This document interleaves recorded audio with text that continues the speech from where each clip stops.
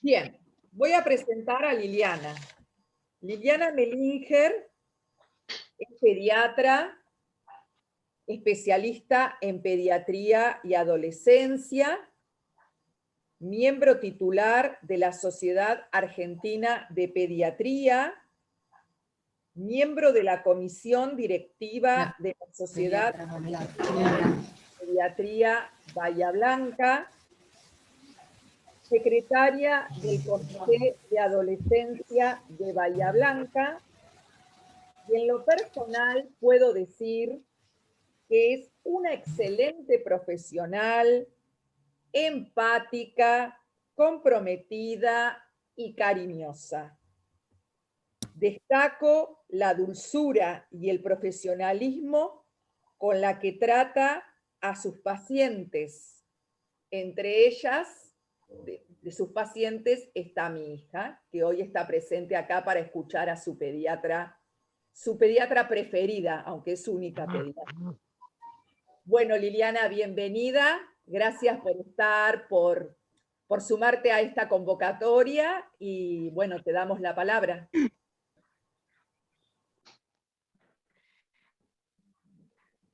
Bueno, ante todo, muchas gracias por tan cariñosa y tan cálida presentación, Carolina. En primer lugar, quiero destacar que simplemente soy pediatra, no tengo, digamos, ninguna formación especial o específica en esta temática. Un poco es como que voy a compartir mi experiencia de atender pacientes que fueron adoptados junto a los pacientes y a sus familias. Y bueno, algunas particularidades de estos niños, niñas y adolescentes que los hacen especiales y que hace que tengamos que tener en cuenta a la hora de atenderlos todas estas cuestiones que vamos a conversar seguidamente. A ver si...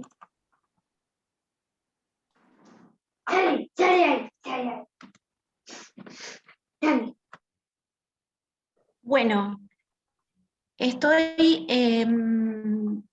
muy agradecida por la convocatoria de este movimiento. Quiero que sepan que los admiro mucho y me siento complacida de estar compartiendo con ustedes este espacio. La idea era ubicar al pediatra ante el niño o niña adoptado y su familia, ¿no?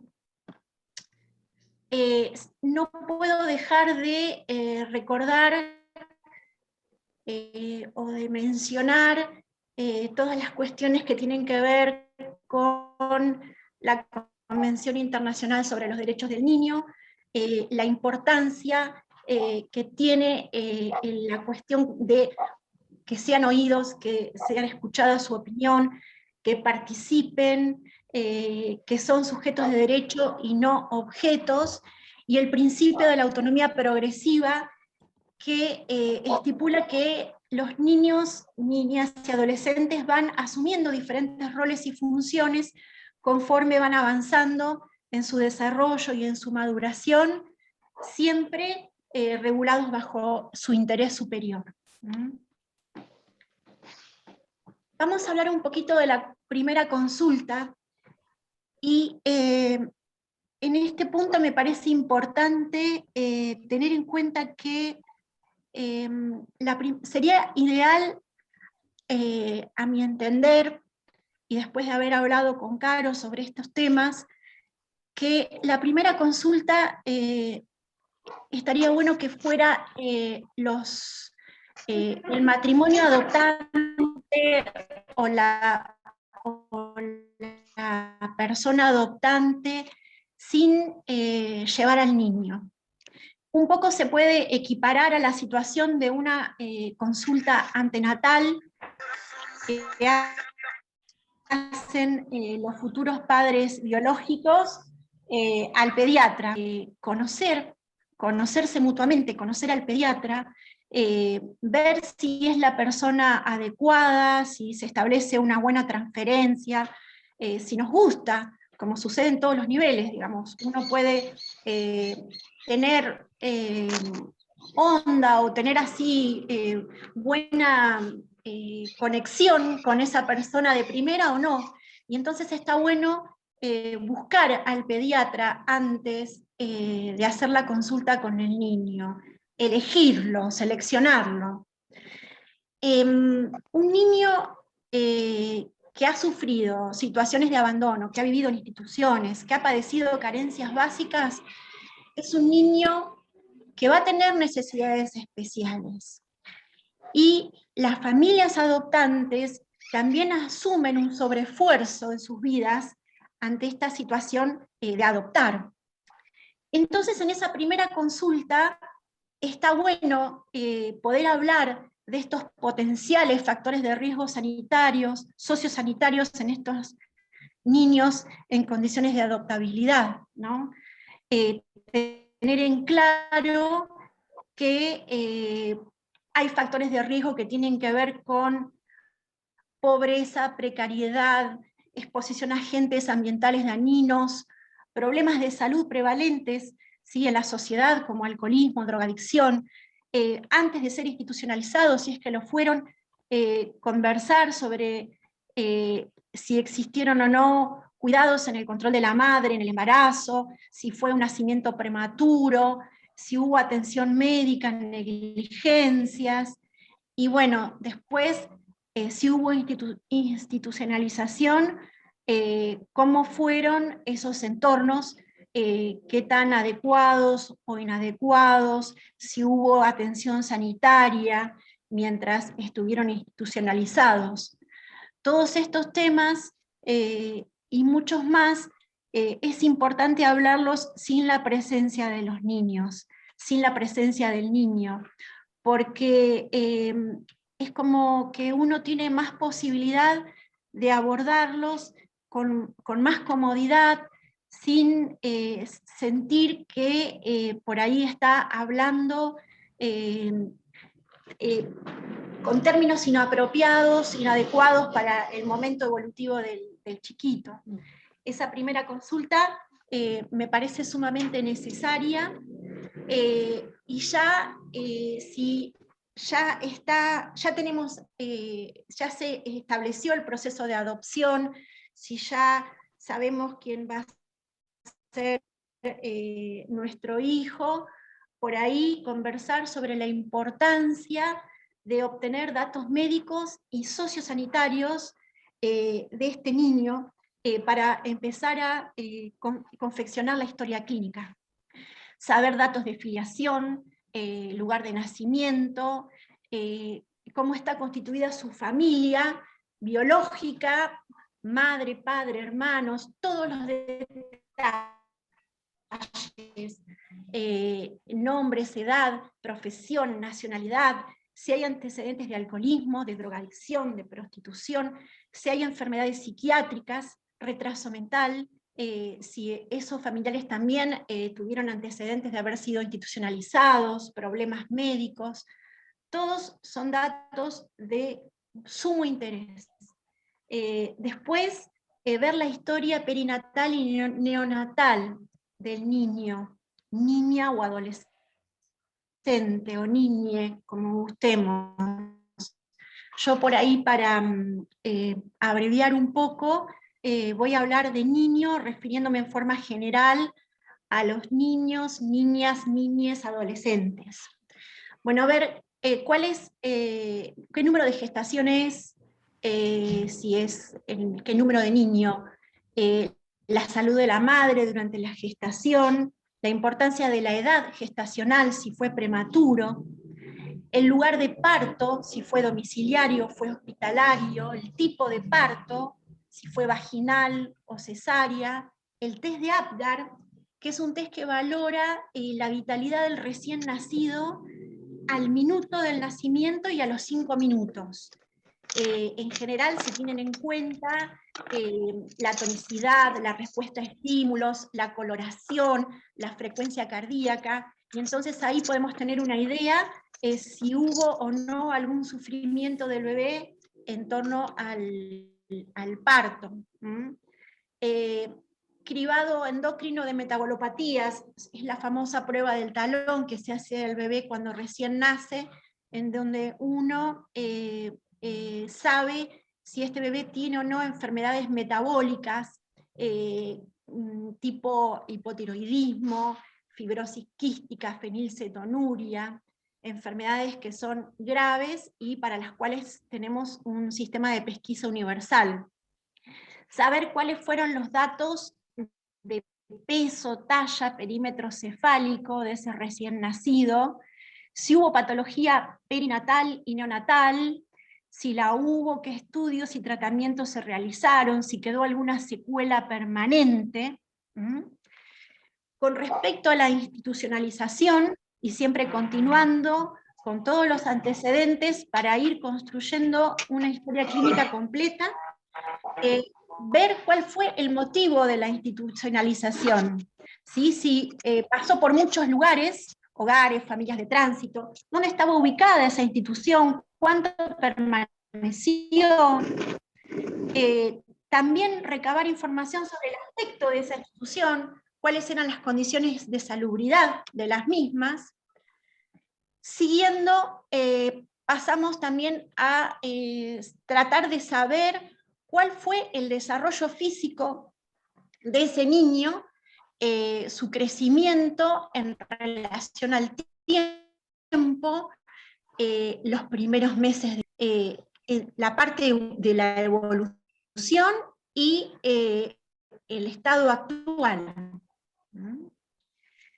El desarrollo psicomotor, uno tiene en cuenta pautas como el desarrollo motor fino, que tiene que ver con la escritura, el motor grueso, que tiene que ver con pautas madurativas como el sentarse, gatear, pararse, caminar, el lenguaje, el área de la socialización, y neurosensorial, su visión, su audición, si fueron chequeadas, la evolución en el tiempo y datos del momento actual. Enfermedades previas, diagnósticos o síntomas padecidas antes y durante la institución, la estancia en la institución, la edad que tenía, qué tratamientos realizó, si dejaron secuelas, si presenta alguna enfermedad en la actualidad. ¿Qué consecuencias tiene esa enfermedad, tratamientos, si son consecuencias o secuelas del periodo perinatal o neonatal, si este niño tuvo intervenciones quirúrgicas, a qué edad, si recibió transfusiones de sangre, si fue evaluado por especialistas, si tiene antecedentes de alergias, reacciones o intolerancias, ¿qué vacunas le fueron administradas? Dato importantísimo para no duplicar, ¿sí? No volver a vacunar. Si tiene datos de laboratorio, también fecha de realización y resultados. Si hay registros de antecedentes serológicos, como HIV, hepatitis B, hepatitis C, sífilis, toxoplasmosis, citomegalovirus, todas enfermedades muy importantes, conocer si tiene serología positiva o no. Bueno, saber también datos de cómo se comporta y cómo reacciona el niño cuando está enfermo con respecto a su alimentación, sus gustos, su consistencia, horarios, cantidades. Yo sé que esto parece utópico, pero en realidad qué bueno sería poder saber todas estas cosas de los niños, ¿sí? Antes de ser adoptados, ¿verdad? Las actividades diarias, a qué hora se levanta, si duerme siesta, si se acuesta, si se baña, el cepillado de dientes, los juegos, los juguetes que tiene, los horarios y las costumbres, el sueño, cómo es la cama, si tiene problemas, cuánto duerme. Bueno, con respecto a los controles de esfínteres, si usa pañales, si tiene problemas de enuresis, llámese enuresis, a lo que tiene que ver con la incontinencia urinaria nocturna, encopresis, que tiene que ver con el ensuciamiento de la ropa interior con materia fecal, que muchas veces obedece a cuestiones de constipación. Bueno, justamente el hábito defecatorio, aspectos de la conducta, del desarrollo socioemocional y del lenguaje, también muy importante. Aspectos del desarrollo escolar, si este niño está escolarizado, si está alfabetizado. Bueno, y en edades peripuberales, en caso de que estemos adoptando niños más grandes, saber que pueden haber problemas emocionales relacionados con la sexualidad, si hay antecedentes de abuso sexual principalmente, en donde se pueden presentar actitudes sexuales que no corresponden con la edad, promiscuidad, ausencias de cuidados, de métodos anticonceptivos, de preservativo, con mayor posibilidad de estar en riesgo de alguna enfermedad de transmisión sexual o embarazo. Y también hábitos tóxicos, si tiene hábitos tóxicos de consumo de tabaco, de sustancias, de alcohol. No es un dato menor, volviendo hacia atrás, ¿no? Con respecto a la historia sociofamiliar, los antecedentes de alcoholismo, por ejemplo, en la embarazada. El alcoholismo en la embarazada es una causa muy frecuente de retraso mental, y el síndrome alcohólico fetal también presenta algunas características, digamos, algunos rasgos del rostro que pueden ser identificables. Bueno, por supuesto que esto sucede durante el embarazo, si es en los primeros malformaciones congénitas, como esto que les estoy contando, de rasgos faciales característicos, y si es en la última etapa, el retraso mental. El consumo de sustancias también puede dejar secuelas y también puede provocar abstinencia en el recién nacido. La prostitución, con lo que implica la transmisión de enfermedades de transmisión sexual en forma horizontal, o sea, en forma de la madre al bebé, al embrión, al bebé. Todos estos datos sería buenísimo poder tener la mayor cantidad de información posible. Sé que es difícil, pero uno tiene también, es importante saber lo que hay que buscar, ¿no? Y un poco apunta a esto, este detalle, ¿no? Y uno puede hacer cosas para reunir esta información, como por ejemplo consultar en los centros de salud, por el tema de la vacunación, buscar la historia clínica en los hospitales. Bueno, ahora vamos a pasar a la primera consulta con el niño.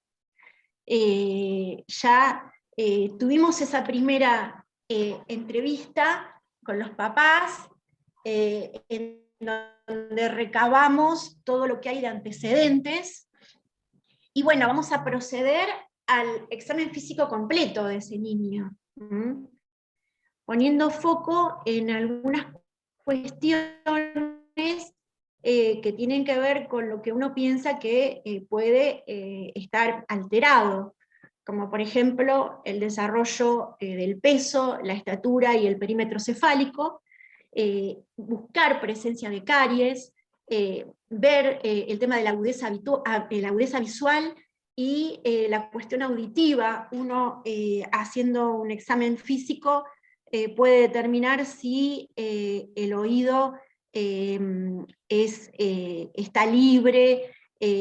Hay veces que se producen otitis cerosas, en donde se acumula líquido en los oídos y eso afecta la audición de una manera conductiva.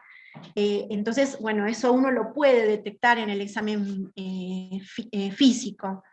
también puede detectar si hay signos de maltrato o de abuso sexual. Una de las preguntas que me llegaron y que leí era si nosotros teníamos algún cuidado en especial en el examen físico de los niños que habían sido víctimas de abuso sexual, y la verdad es que por supuesto que sí, y a veces esto se va realizando por etapas. No siempre es fácil realizar en cualquier niño un examen físico fundamentalmente de las partes íntimas, sin tener una confianza previa con ese niño. Por eso esto se puede ir desarrollando de a poco, no es una urgencia, pero sí es algo que en algún momento hay que realizar. Con respecto a la evaluación del desarrollo, nosotros hoy en día contamos con la posibilidad de hacer derivaciones a pediatras especialistas en desarrollo. Y la verdad es que, bueno, esto también va a depender de la edad del niño. Pero si estamos hablando de niños pequeños, una detección temprana de algún retraso en el desarrollo neuromadurativo nos daría la posibilidad de poder tomar acciones de estimulación, de derivar a los centros de atención temprana. En realidad todo esto es muy importante. Detectar problemas en el neurodesarrollo, detectar problemas en la agudeza visual, auditiva, es prioritario en este momento. También se van a hacer estudios de laboratorio para descartar todas estas patologías que por ahí fuimos comentando, con respecto a las enfermedades infecciosas, de transmisión sexual, por ahí por la posible transmisión horizontal, o horizontal quiere decir de mamá a hijo durante el embarazo y el parto, o también cuando se sospechan abusos sexuales. Los análisis de sangre, el hemograma y la bioquímica del metabolismo del hierro es fundamental porque es muy frecuente encontrar anemias por déficit de hierro, y también bajos depósitos de hierro, aunque no haya anemia. Bueno, de las serologías ya hablamos. Si son lactantes pequeños, también se buscan serologías para rubiola, toxoplasmosis, citomegalovirus, que son enfermedades que pueden producir malformaciones congénitas, detectables al examen físico o no detectables, y que tienen que ver con el neurodesarrollo. Bueno, análisis de orina, ver cómo está la función renal, la función hepática, y algunos análisis por ahí orientados en base a lo que hemos encontrado en la historia previa o en el examen físico. Más que nada si tenemos visualizada alguna enfermedad que hay que estudiar, o alguna situación que hay que estudiar en más profundidad, en mayor profundidad. Bueno, después de haber analizado los antecedentes, haber hecho un examen físico completo y haber pedido estudios de laboratorio y métodos complementarios, vamos a poder identificando si hay problemas o no los hay. Si no hay problemas, entonces podemos considerar que estamos ante un niño sano. Si hay problemas, esos problemas pueden estar resueltos, pueden estar curados, ¿sí? Y puede ser que no se presenten nunca más en la vida. O hay algunos que están inactivos, como por ejemplo, si hablamos de alguna enfermedad alérgica, como por ejemplo una rinitis, una dermatitis atópica, o una situación de asma. O podemos encontrarnos con problemas activos, que tendremos que buscar un plan de tratamiento, ¿sí? Para este momento y para el futuro. Los problemas de salud más frecuentes, los más frecuentes, son retrasos leves en desarrollo neuromadurativo, en el crecimiento físico y en el estado nutricional. Como les comenté, el déficit de hierro y la anemia ferropénica, problemas en piel. Perdón, volviendo al déficit de hierro y anemia ferropénica, este no es un dato menor, y yo siempre insisto en la importancia del hierro preventivo en los lactantes, el hierro medicinal preventivo, porque la anemia en un lactante puede, digamos, el no diagnóstico y la no corrección de la anemia en el lactante puede determinar un déficit que tiene que ver con la capacidad intelectual definitivo. Por eso los déficits de hierro, de vitaminas, son muy importantes de detectar. Con respecto a los problemas dermatológicos, bueno, puede haber problemas en la piel del niño, como dermatitis atópicas o eczemas, dermatitis infecciosas, como lesiones infectadas, puede haber escabiosis o sarna, lesiones tipo micóticas, por las que se llaman tiñas, puede haber pediculosis, en fin, son todos problemas que se resuelven fácilmente y que no dejan secuelas en general. Bueno, problemas de la conducta alimentaria y del sueño, que ya los vamos a desarrollar un poquito más adelante, las inmunizaciones que no estén completas, eso también es un problema frecuente y que debe ser enseguida resuelto, ¿no? Y bueno, dentro de las enfermedades infecciosas, aparte de las que comentamos en la piel, también es frecuente encontrarnos con parásitos intestinales, infecciones del aparato respiratorio, todas las infecciones del aparato respiratorio, de la garganta, nariz y oído son muy frecuentes en los niños pequeños, fundamentalmente en la primera infancia. Bueno,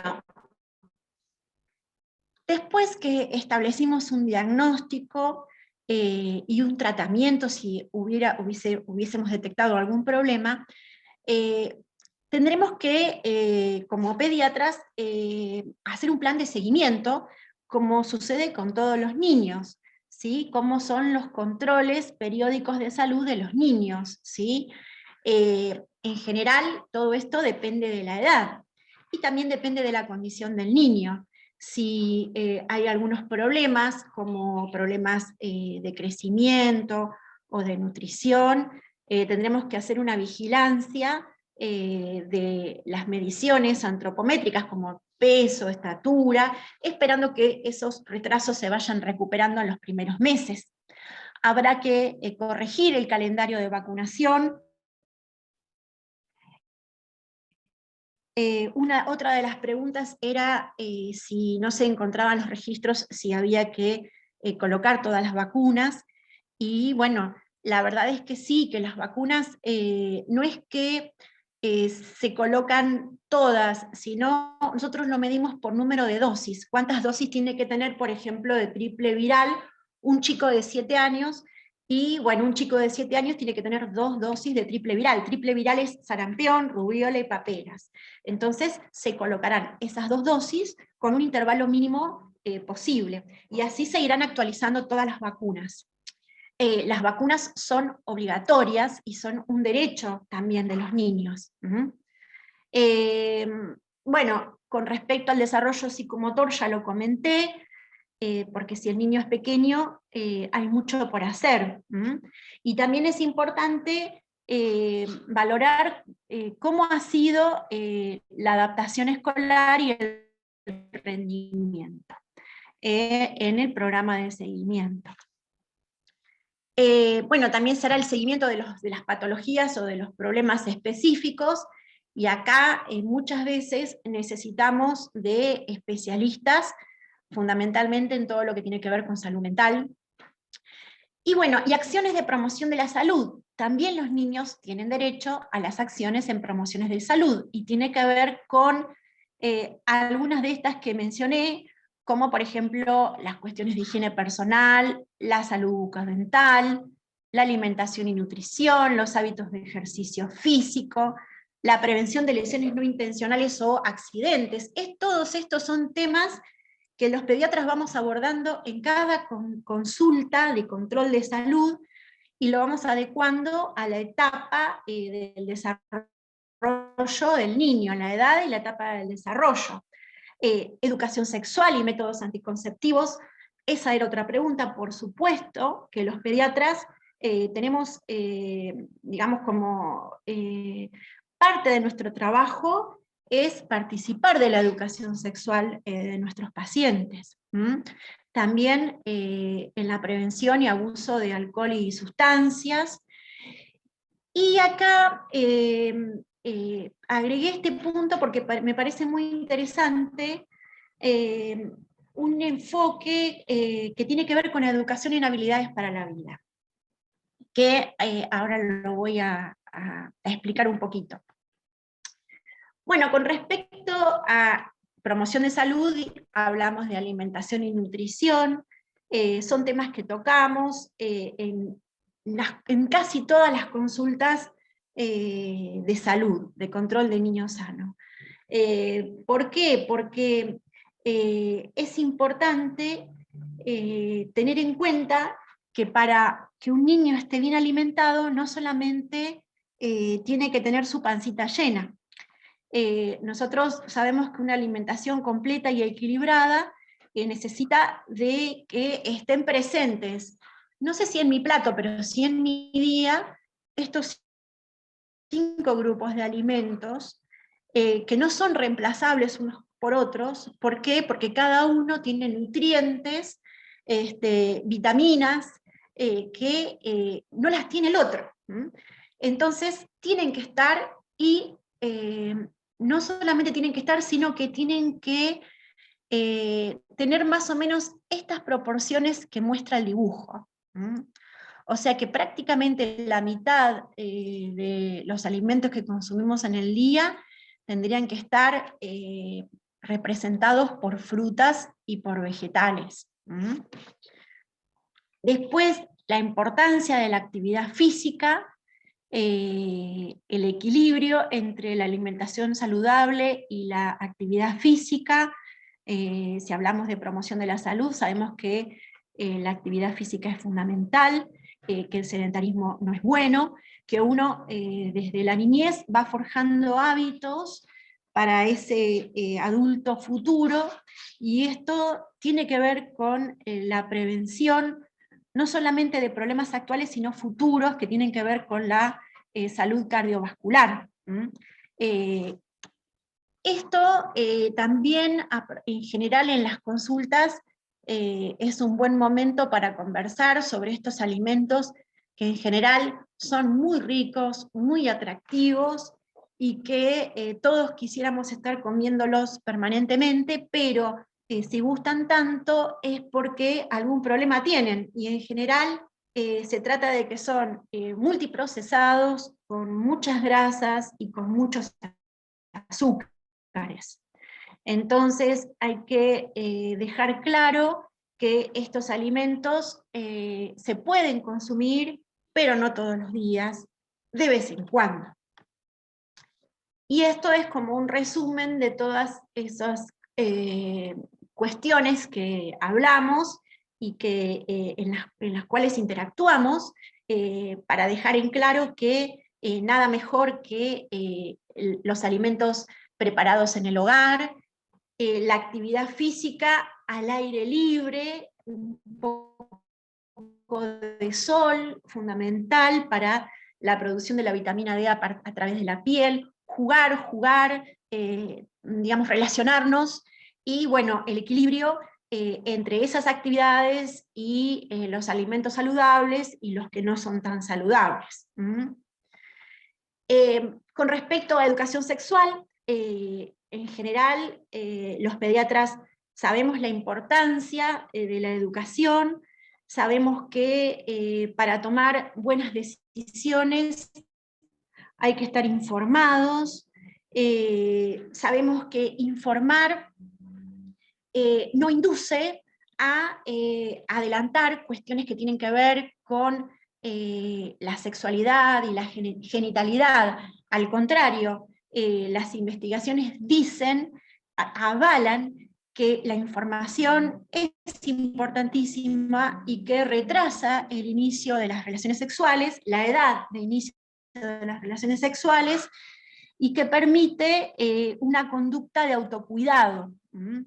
Entonces, nosotros siempre tratamos de anticiparnos, ¿sí? Ir un poquito por delante, contando lo que va a pasar, todo lo que tiene que ver con la pubertad, los cambios del cuerpo, el despertar de la sexualidad, esto de reconocernos como únicos, irrepetibles y especiales, respetar las diferencias, respetar la diversidad. La adolescencia o la pubertad sería la primera etapa de la adolescencia. Correspondería, bueno, según la Organización Mundial de la Salud, la adolescencia comprende entre los 11 a los 19 años, y la pubertad son los primeros años, desde los 11 hasta los 14, en donde se producen fundamentalmente estos cambios en el cuerpo, a los que hay que adaptarse, y es una época en donde surgen dudas con respecto a nuestra identificación, ¿sí? Me siento mujer, me siento varón, y ahí podemos hablar de las cuestiones que tienen que ver con la identificación cis, la identificación trans, la orientación. Me gustan las personas de mi mismo sexo, de distinto sexo. En realidad, lo importante es saber que es una etapa en donde se explora. Por ahí es una etapa en donde no es necesario etiquetar o definirse, ¿sí? Y también es importante no asustarse. Es frecuente que de pronto venga una paciente, una niña, transformada y diciendo que es un chico trans, por ejemplo. Y bueno, no es fácil para nuestras generaciones entenderlo, pero en realidad lo más importante es saber que las cosas han cambiado y que hoy día las personas, los adolescentes, se permiten pensar cosas que en otras épocas nosotros no nos permitíamos. Y no tenemos que asustarnos y tenemos que ser respetuosos, y también saber que en la conducta adolescente hay algo de oposicionismo y de confrontación, y en realidad muchas veces están buscando eso, están buscando llamar nuestra atención, así que nosotros tenemos que tranquilizarnos y decirles que no es necesario, como dicen ellos, etiquetarse, que es un momento de búsqueda y que nosotros vamos a respetarlos y vamos a quererlos. Lo importante para nosotros como papás es, y ya que también hablo como mamá, es que lo más importante es que ellos sean felices y que sea de la manera en que se sientan mejor. Siguiendo con los cambios puberales, también es importante, nosotros reforzamos en nuestras consultas que no todos se desarrollan al mismo tiempo. Esto es una imagen que les presento cuando los chicos están preocupados porque aún no empezaron sus cambios, pues estos son todos un grupo de chicos de la misma edad, en donde podemos observar que hay algunos que ya completaron su desarrollo puberal y otros que aún no comenzaron, otros que están en el medio, y todos son normales, ¿sí? El tema es que no todos transitan el camino al mismo momento. Es posible que este niño que aún no comenzó con sus caracteres sexuales secundarios, cuando arranque, crezca y se transforme aún en más grande que este. Así que acá no siempre el que se desarrolla antes va a ser el más grande, necesariamente, o el que ríe último ríe mejor, así le decimos. Y con respecto a las habilidades para la vida de la OMS, esto es muy interesante, habla de 10 habilidades y sería muy bueno pensar en trabajarlas para todas las cuestiones que tienen que ver con la socialización de los niños.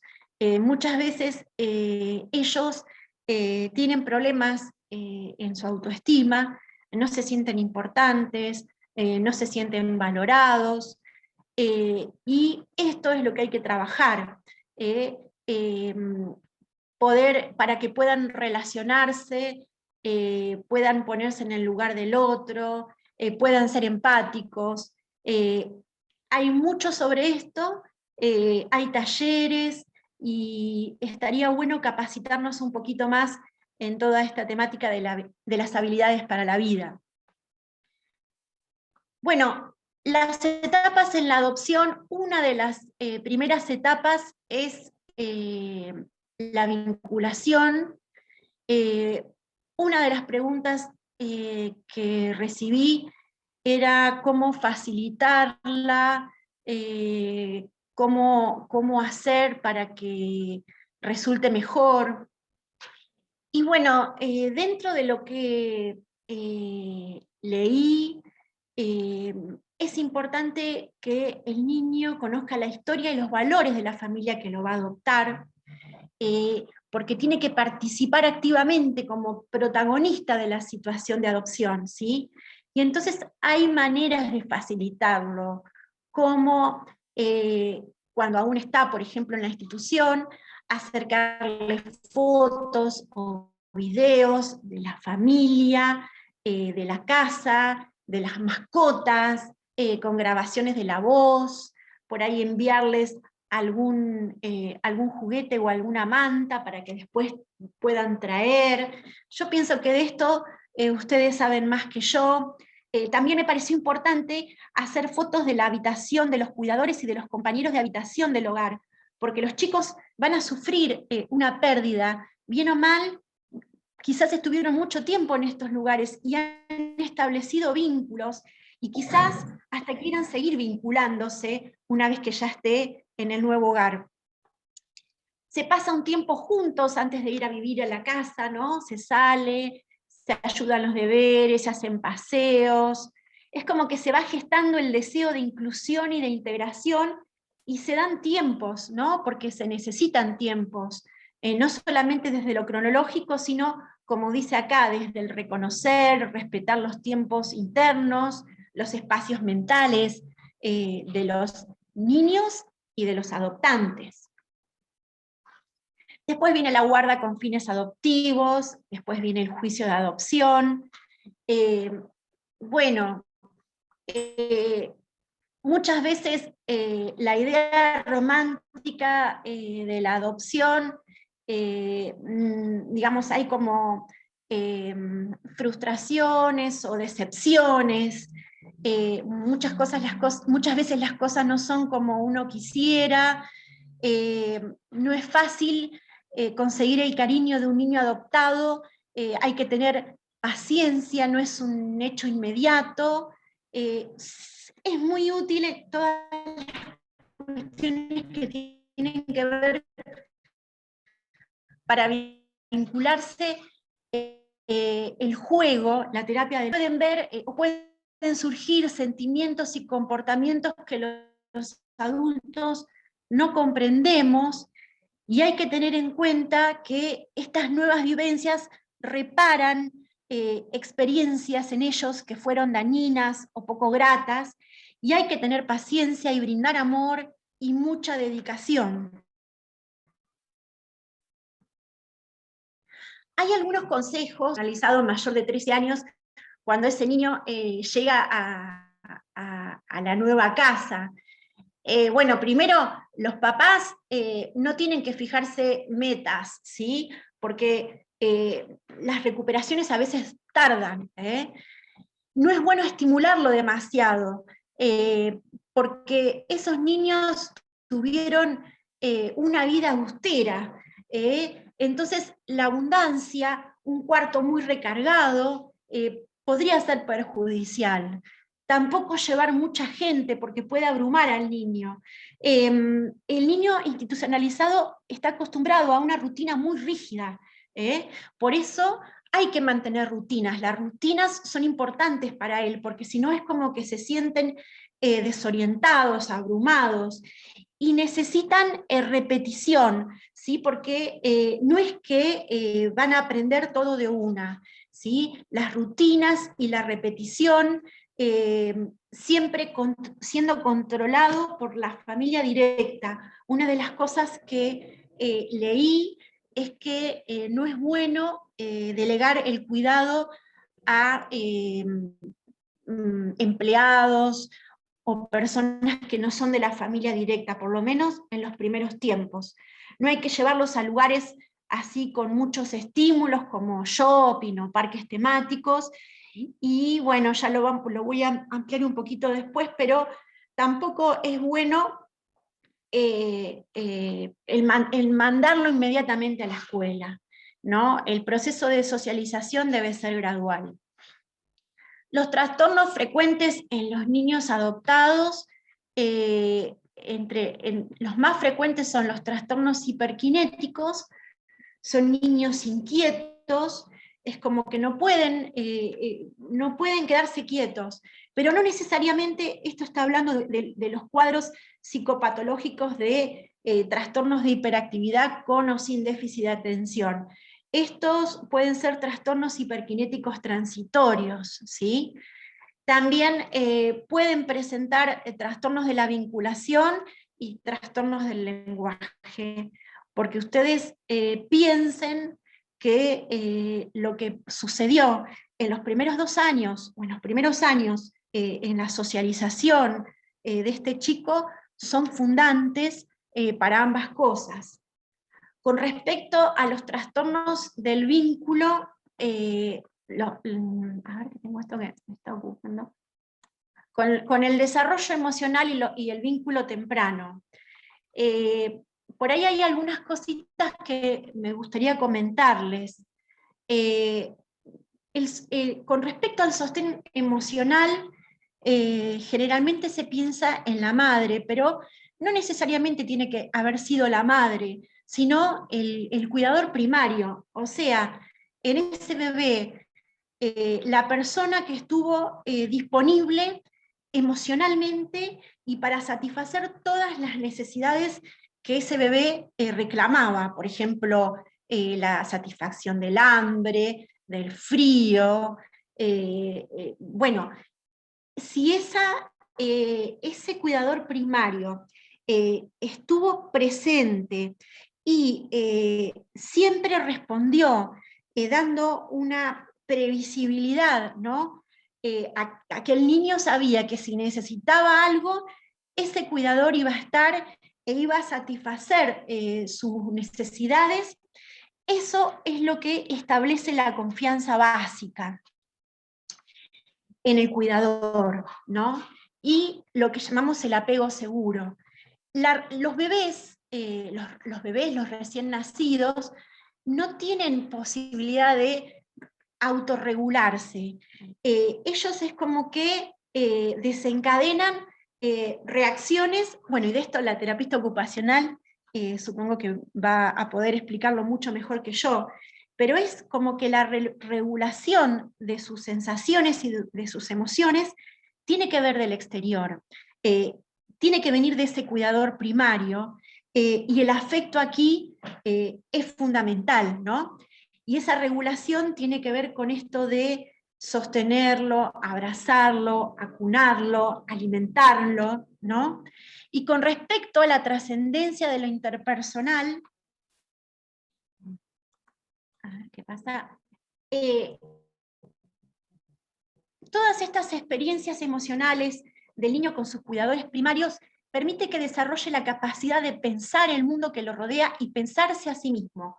O sea que lo interpersonal o esta relación que tiene con el cuidador configura el mundo interno de ese niño.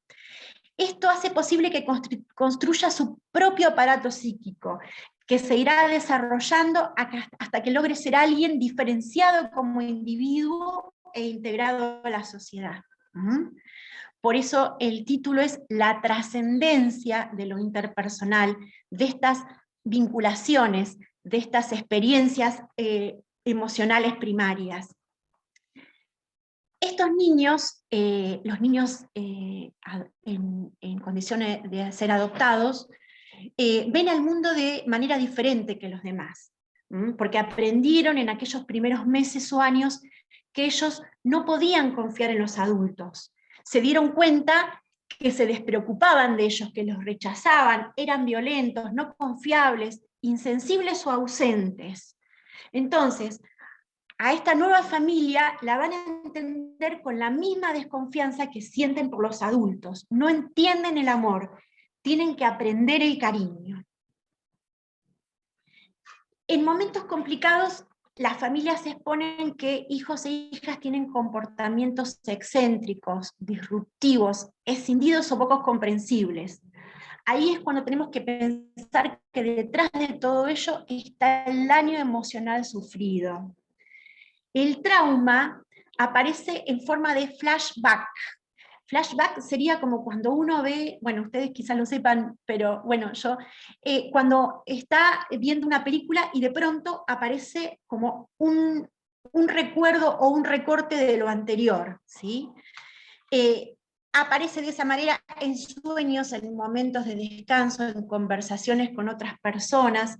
Por tanto, hay que asumir que esos flashbacks pueden alterar comportamientos diarios, el sentido del humor, las reflexiones. La memoria episódica de recuerdos concretos hace su aparición a partir de los 5 o 6 años, mientras que la memoria emocional, todo lo que tiene que ver con alegría, miedo, tristeza, hacia otras personas, lugares o experiencias, existe desde la más temprana infancia.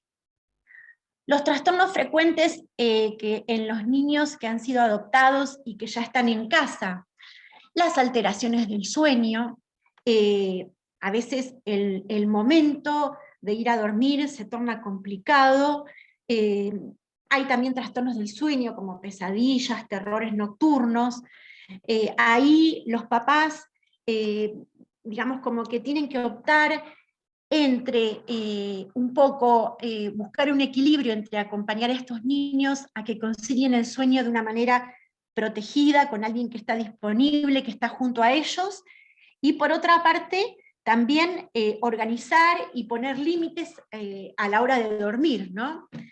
Con respecto a los problemas con la alimentación, bueno, pensemos que estos son chicos que han padecido necesidades, que la alimentación por ahí ha sido escasa, no ha sido una experiencia compartida, agradable, como lo que vivimos nosotros. Entonces, por ahí en los primeros tiempos, además de tener que aprender sabores y texturas diferentes, tienen aprendidas conductas de acopio, ¿no? Puede pasar que guarden alimentos, que los escondan, o coman mucho, mucho, mucho por temor a después no tener que comer. Entonces ahí lo importante es que los alimentos estén disponibles para ellos, que aprendan lo que es la saciedad, y con el tiempo esto va a ir mejorando. No hay que preocuparse en este momento por el sobrepeso o por la grasa corporal. Ya después trabajaremos en esto. Acá lo que es importante trabajar es en la confianza, en que los chicos tengan confianza en estos adultos que nunca les va a hacer faltar los alimentos. Con respecto a la escolarización, es otro punto importante. ver, digamos, en qué grado va a estar este niño, digamos, hay que evaluarlo. No es bueno colocarlo en un grado superior al de sus capacidades o sus posibilidades, porque esto provoca mucha frustración, tanto en el niño como en la familia. A veces es mejor ponerlo por debajo que por arriba en cuanto al grado en el que va a ser colocado en la escuela, ¿no? Hay que tener cuidado con las expectativas de los padres adoptantes, porque muchas veces son personas que tienen, digamos, como exigencias o aspiraciones en este punto, y hay que tener en cuenta que por ahí el desarrollo, las capacidades, la integración, necesita un tiempo y uno no tiene que presionar tanto en esto. Hay que pararse en las posibilidades del niño y no tanto en las expectativas de los papás.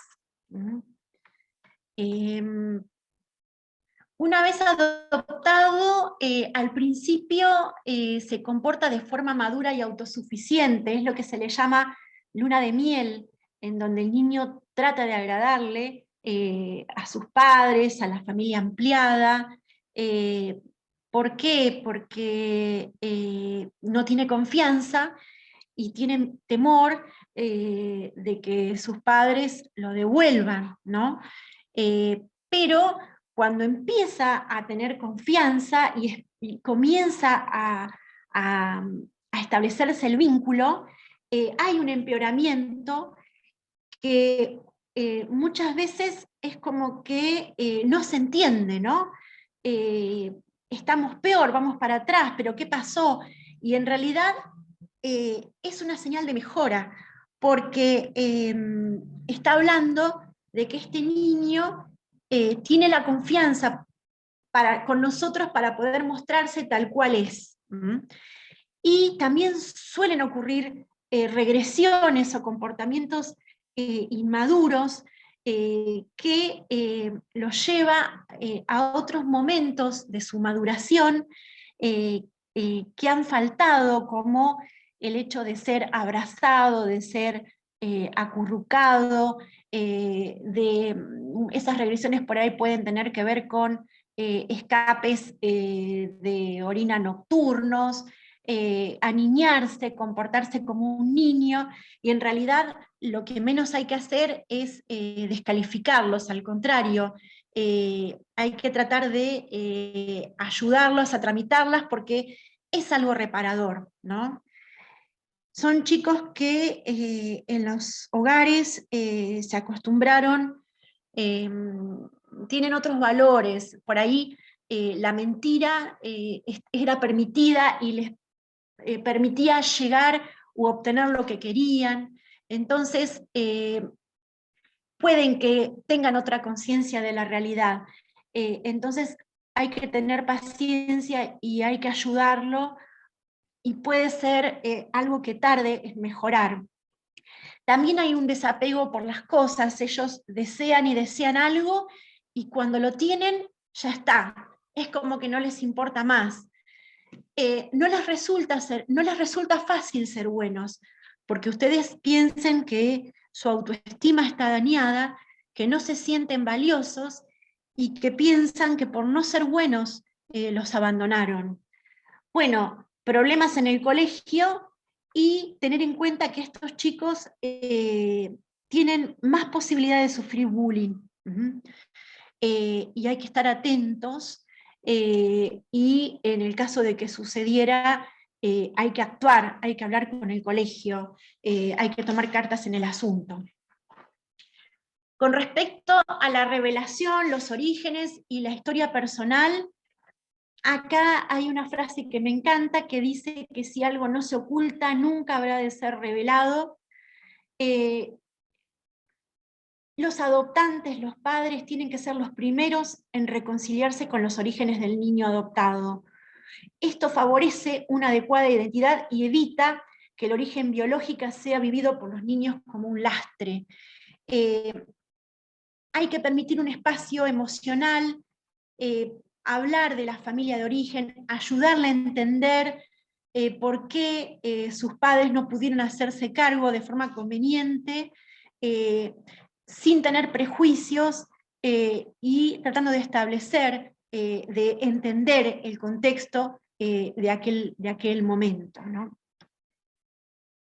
Y cuando llega la adolescencia, el niño adoptado a cualquier edad va a atravesar 3 ejes de crisis que tienen que ver con las transformaciones corporales, estos cambios del cuerpo,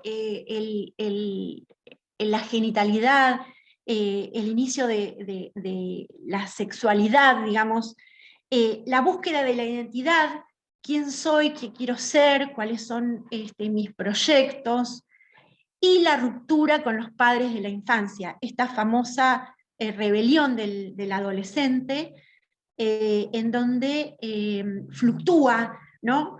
En una relación en donde por momentos demanda mucha atención y por momentos necesita independizarse y tener autonomía. Esto sucede en todas las adolescencias, pero en el adolescente adoptivo se potencia, ¿no? ¿Por qué? Porque esto de las transformaciones corporales lo lleva a lo biológico, ¿no? El retorno a lo biológico y la dificultad para poder asociar esos cambios con un modelo, ya que no conoce a sus progenitores. También sucede la reedición de la novela familiar, ¿no? En fantasía recrean los verdaderos padres que hubiesen deseado tener, maravillosos, y eso en el adolescente es realidad, porque otras personas lo gestaron y muchas veces las embiste de una carga de idealización correlativa con la desvalorización y la oposición que muestran hacia los padres adoptivos.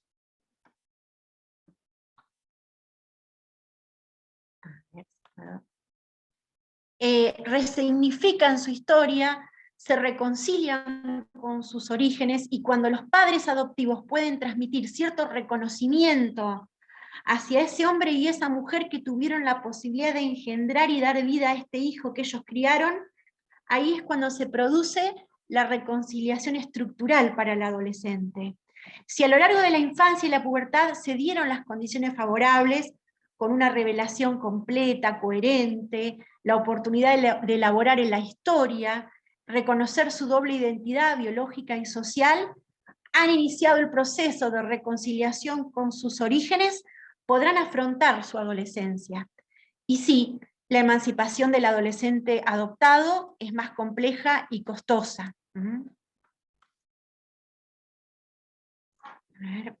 Y por último, y no menos importante, quería hacer una mención a los cuidadores, los padres adoptantes, que también deben ser cuidados.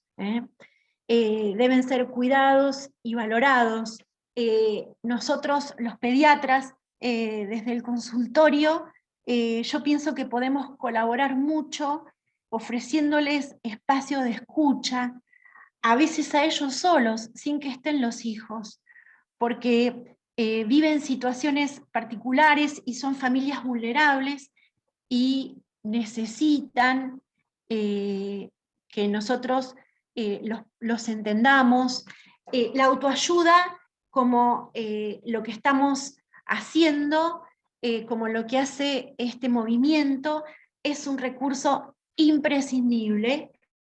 Y también cuando pedimos ayuda a los y las profesionales, también es importante que esos profesionales estén, ¿cómo decirlo?, interiorizados con toda esta temática de la adopción, ¿no?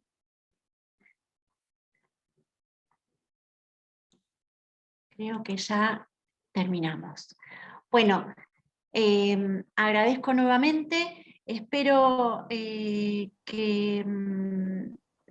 haya sido útil y, por supuesto, abierta a todas las preguntas que surjan y que dentro de mis posibilidades pueda llegar a contestar.